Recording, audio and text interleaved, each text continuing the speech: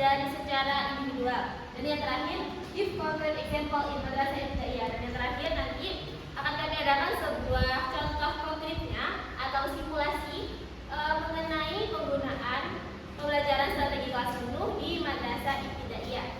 Next. Untuk pengertiannya akan dijelaskan oleh Ayi.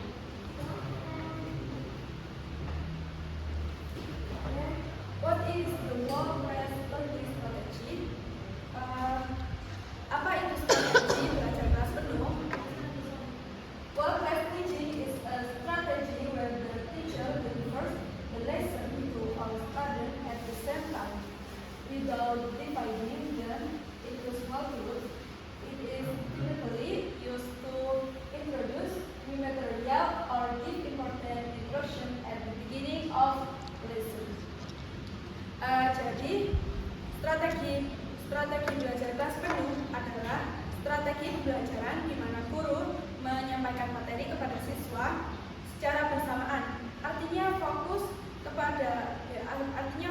siswa ke kegiatan yang sama dan tidak dibagi ke kelompok kecil-kecil. Biasanya digunakan saat penyampaian materi, instruksi penting atau pengarahan awal.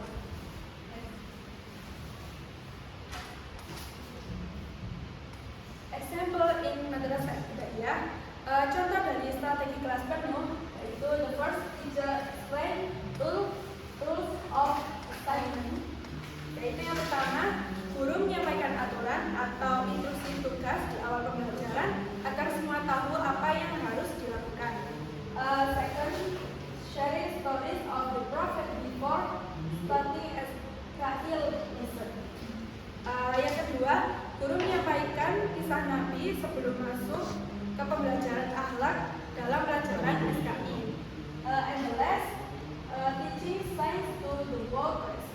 Jadi guru menjelaskan pelajaran IPA di depan kelas dan semua siswa mendengarkan dan mencatat. Dari sini kita bisa lihat strategi ini cocok untuk menyampaikan informasi yang harus diketahui karena bersifat umum, penting, secara bersamaan. Next. Strategi goals. Secara spesifik, strategi ini bertujuan yang pertama, deliver uniform material, yaitu menyampaikan materi yang sama ke semua siswa. Yang kedua, tujuannya build share initial understanding, yaitu membangun pemahaman awal bersama. Yang ketiga, align student learning direction, menyatukan arah belajar siswa. Yang keempat, service introduction before other activities, yaitu menjadi pengantar sebelum masuk ke diskusi atau aktivitas kelompok. Next. Kemudian karakteristik, yaitu strategi pembelajaran ini memiliki karakteristik yang pertama, teacher centered, yaitu guru jadi pusat aktivitas atau disebut teacher centered. Yang kedua ada interaction, mainly from teacher to student, yaitu interaksi lebih banyak dari guru ke siswa atau bisa dikatakan satu arah, yaitu guru fokus pada semua siswa yang menjadi sumbernya.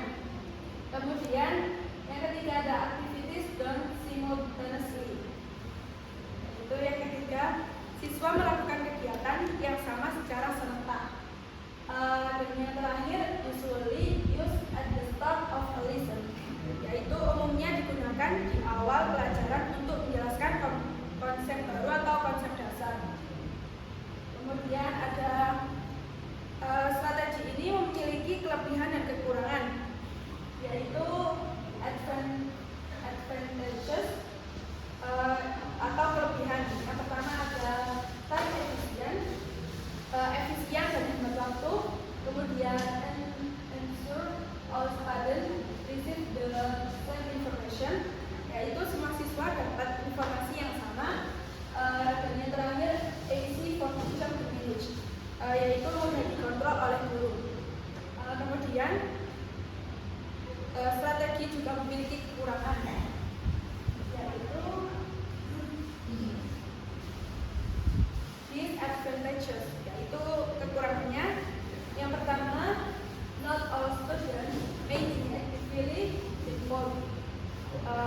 tidak semua siswa aktif. Kemudian ignore individual learning difference, bisa mengabaikan perbedaan kemampuan individu. Kemudian yang ketiga, student may become passive, yaitu siswa bisa menjadi pasif kalau guru terlalu dominan. Oke, selanjutnya. Oke, next. When to use? Kapan sih kita menggunakan strategi ini? Kira-kira cocoknya digunakan saat apa? Yang pertama, introduction a new topic.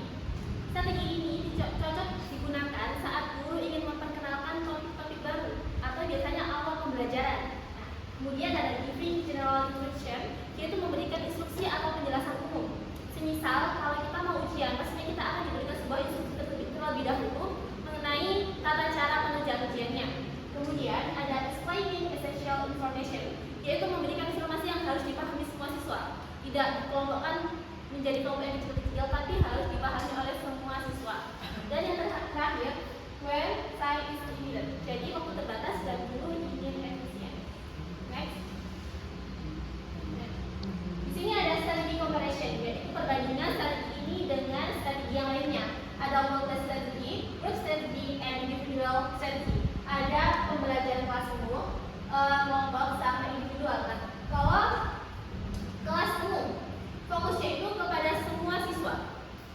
Jadi menyampaikan materi secara seragam kepada seluruh siswa sekaligus. Sedangkan kalau grup yang kelompok ini, student learn in small group. Kerjasama, fokusnya kerjasama atau siswa dalam kelompok kecil untuk mencapai tujuan pembelajaran. Dan yang individual, fokusnya student work. Independently, based on their own pace. Pembelajaran yang disesuaikan dengan kecepatan dan kemampuan masing-masing siswa. Kemudian ada advantages and disadvantages. Kalau strategi pembelajaran kelas penuh, kelebihannya seperti yang sudah dijelaskan tadi, efisien, hemat waktu, mudah dikontrol oleh guru, dan semua siswa mendapatkan informasi yang sama.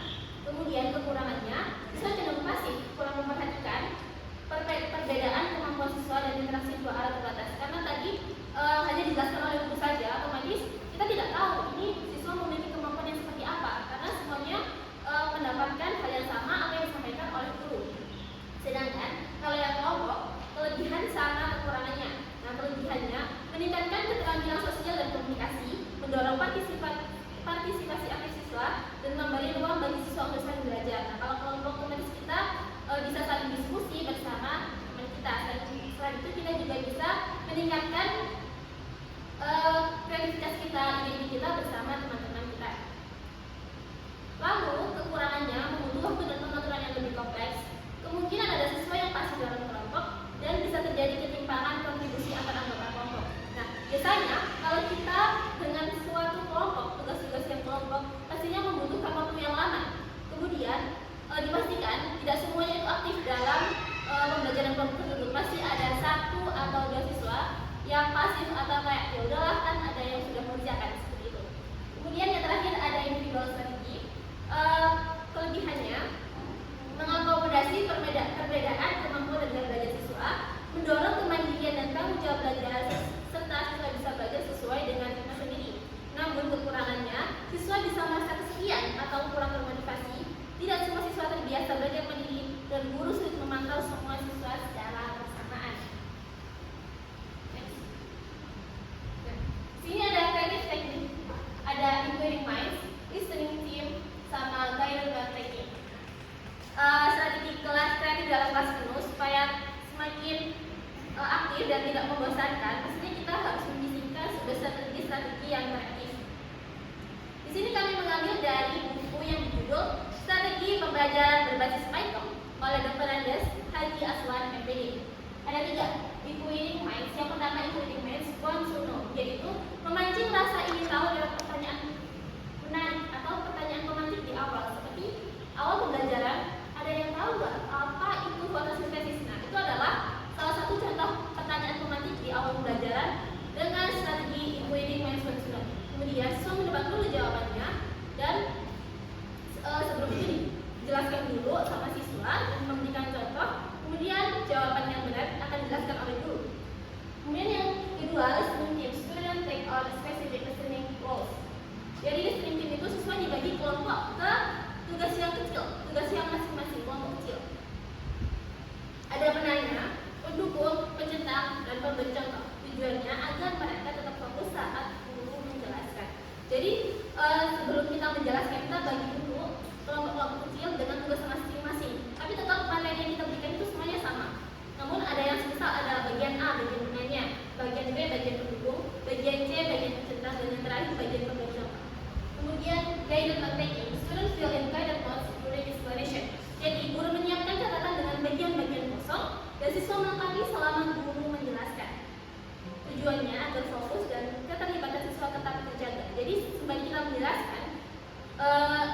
juga akan menulis materi apa yang kita jelaskan dengan menjawab kotak-kotak yang kosong di lembaran kertas yang dinamakan dengan guided note taking ini.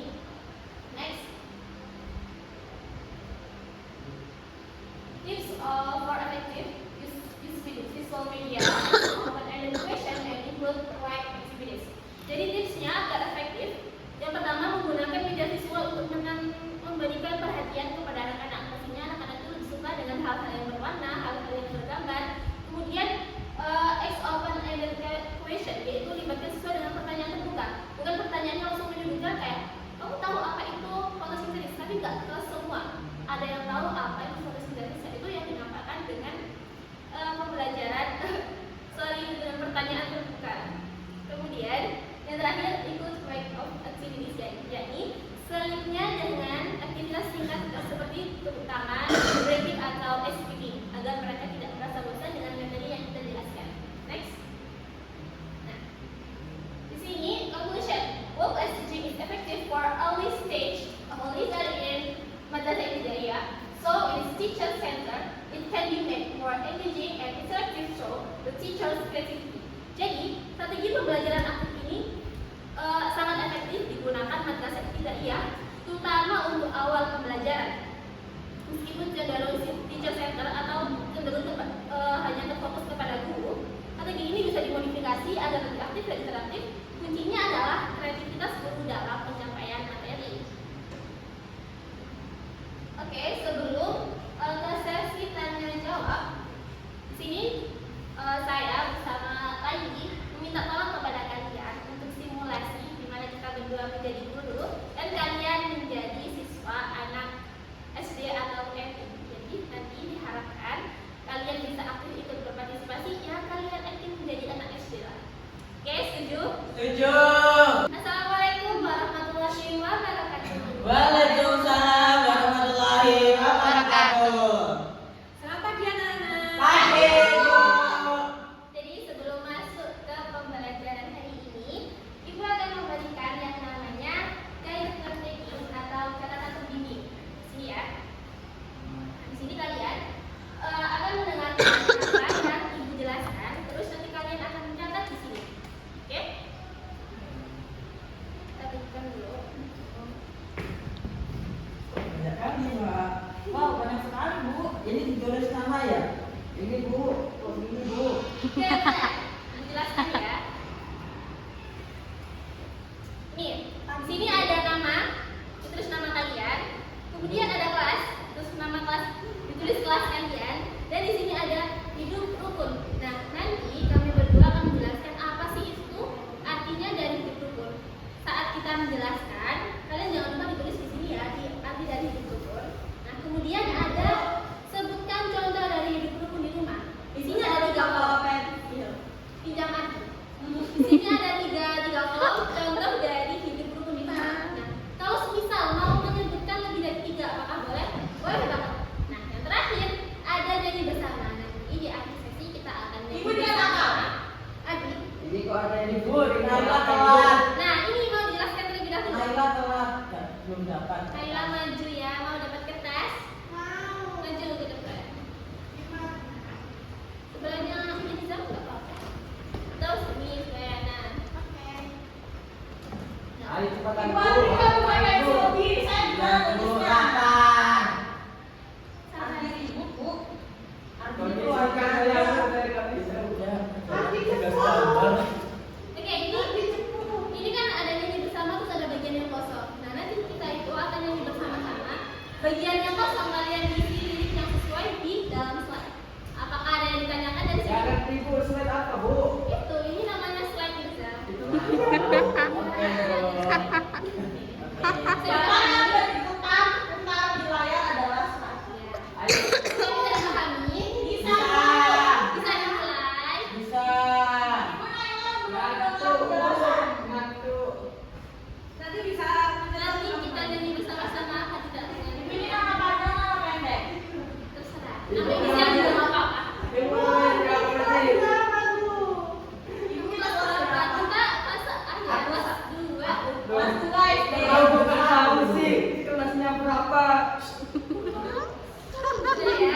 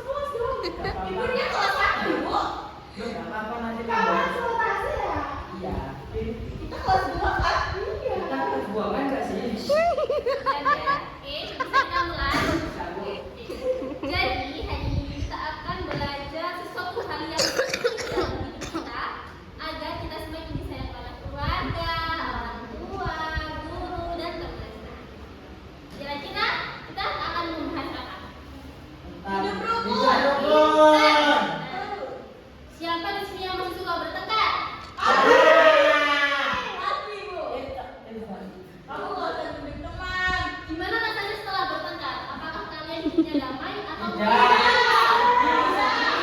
Terus apa lagi? Kecewa. Pengen bertengkar lagi, Bu. Panas. Banyak Tidak tenang hatinya, Bu. Kalau kita hidup rukun, kira-kira enak apa enggak? Enak. Enak. Buku dasar kan yang suka tinggal rukun ini adalah arti. Kalau kita hidup rukun, hidup damai, aman, tenang, tentram, menyenangkan ya. Nah, jadi hari ini kita akan belajar apa itu dari hidup rukun. Contohnya bisa di rumah, di sekolah, serta bagaimana kita bisa melakukannya dalam kehidupan sehari-hari.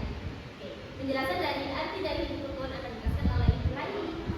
Oke, jadi anak-anak, saya akan menjelaskan tentang hidup rukun.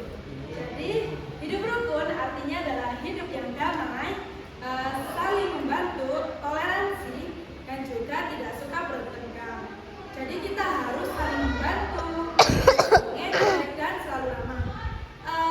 Contoh dari hidup rukun, yang pertama di rumah, yaitu membantu orang tua, tidak bertengkar dengan kakak adik, saling menyayangi. Yang kedua ada contoh hidup rukun di sekolah. Yang pertama, belajar bersama-sama, tidak mengejek, serta bermain tanpa pilih-pilih teman. Misal ya, contoh, kalau temanmu jatuh, habis itu kamu bantu, itu namanya hidup Rukun. Betul. Kalau kamu dan kakakmu berebut mainan, lalu memilih berbagi, itu juga namanya hidup rukun. Ya, betul. Jadi kalau kita hidup rukun, suasana itu jadi menyenangkan, damai, semangat, dan hati kita tenang. Oke. Siapa yang bisa memberi contoh hidup rukun di rumah? Saya Kak, dengan cara bertengkar terus. itu namanya bukan hidup rukun. Kalau hidup rukun kan tadi sudah dijelaskan tidak boleh bertengkar. Berarti kalau di rumah harus apa? Gak seru, Bu, gak bertengkar, Bu. Bantu orang tua. Adi pintar. Contoh Adi, Irza. Ibu Aku sih, Bu. dan kakak berdamai. Nah, betul ya, dan contoh Tiana, Irza. Oke. Nggak boleh bertengkar terus. Kalau di sekolah, bagaimana kalian hidup rukun? Main game. Tidak mengganggu teman. Tidak pilih-pilih teman. Betul. Tidak. Iya, ribut saat pelajaran. Menghormati teman yang berbeda agama. Nah, betul. Jadi kalian ya harus saling mengingatkan, terutama sama Irza yang suka bertengkar ini ya. Tadi nggak boleh, Bu. Mengingat teman. Jadi nggak boleh, harus hidup kan harus saling menyayangi. Menerima pendapat orang lain. Nah, anak-anak, Tadi cewek apa cowok nih? Anak-anak, hari ini kita sudah belajar tentang hidup rukun. Jadi hidup rukun itu bisa dimulai dari hal-hal yang kecil. Ya tadi ya yang seperti tidak mengejek teman, tidak saling bertengkar, dan saling menghargai. Hidup rukun, hati tenang, semua senang. Ayo kita biasakan hidup rukun setiap hari baik di rumah, di sekolah, sama tetangga, sama masyarakat. Nah, kalian pasti bisa. Contohnya ya, Adi kesel sama Irza. Sebagaimanapun keselnya sama Irza, menjengkelkan apapun Irza, Adi tetap harus saling menghargai, pelan-pelan diajak ke jalan yang benar ya, Adi ya. Bu, tapi gimana kalau dia yang menjengkelkan? Harus pelan-pelan dulu. Bisa jadi dia emang lagi ada masalah atau kurang pendampingan orang tua. Karena gini, kita tidak pernah tahu ya. Siapa tahu yang paling menjengkelkan itu justru yang pertama menolong kita di suatu saat kita sedang kesulitan. Tadi kira itu yang bisa sama ibu. Oke, sudah. Sebagai penutup, kita menyanyikan lagu Hidup Rukun bersama-sama. Jangan lupa diisi bagian yang kosong. Dengar satu kali dulu, habis itu kita nyanyi bareng-bareng ya. Jadi kita dengarkan dulu satu kali. Jangan ikut dulu. Ya. Hidup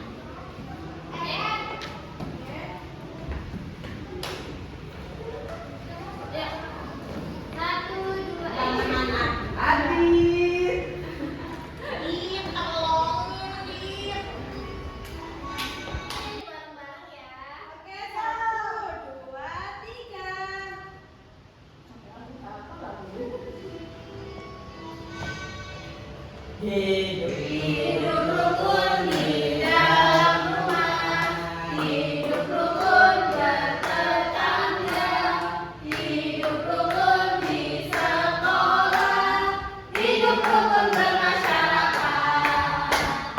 Membantu ibu makan bersama, sholat bersama, main bersama adik, berdatangan bersama kakak adik, hidup rukun di rumah. Lambat. Hidup rukun di dalam rumah, hidup rukun bertetangga, hidup rukun di sekolah, hidup rukun bermasyarakat. Cepat. Membantu ibu makan bersama, sholat bersama, main bersama adik, berdatangan bersama kakak adik, hidup rukun di rumah.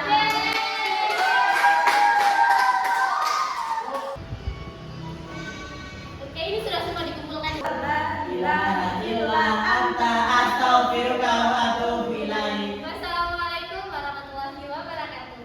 Waalaikumsalam warahmatullahi wabarakatuh. Boleh pulang. Sampai ketemu lagi. Oke, jadi itu tadi salah satu